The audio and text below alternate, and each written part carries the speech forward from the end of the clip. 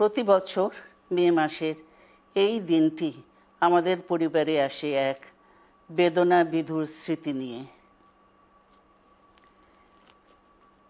এই দিনে শুধু আমাদের পরিবার নয়, বরং সমগ্র দেশই হয়ে উঠে পড়েছিল বেদনার্ত ও অভিভাবকহীন।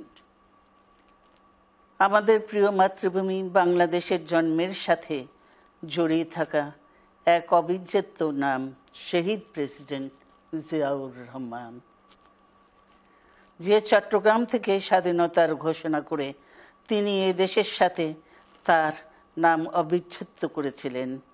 সেই চট্টগ্রামেই এক সফল, সৎ, দূরদর্শী ও প্রকৃত দেশপ্রেমিক প্রেসিডেন্ট হিসেবে নিজের জীবন উৎসর্গ করেছেন।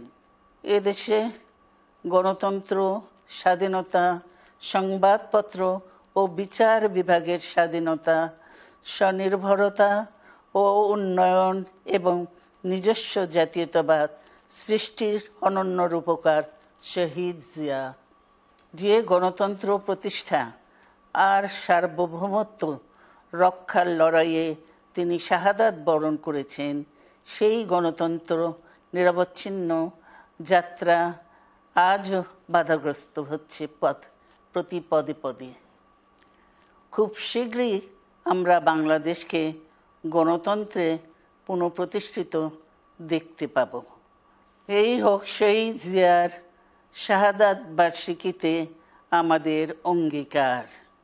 এই লক্ষ্যে সুশৃঙ্খলভাবে এগিয়ে চলার জন্য আমি বিএনপির সকল পর্যায়ের নেতা কর্মী ও দেশবাসীর প্রতি আহ্বান জানাচ্ছি। মনে রাখবেন, সবার জন্য গণতন্ত্র ও উন্নয়নের মাধ্যমে সকল সমস্যার সমাধানের যে রাজনীতি শহীদ জিয়া রেখে গেছেন, তা বাস্তবায়নের মাধ্যমে তার প্রতি শ্রদ্ধা জানাতে হবে। আমরা তার বিদায়ী আত্মার মাগফিরাত কামনা করছি। আল্লাহ হাফেজ। বাংলাদেশ জিন্দাবাদ।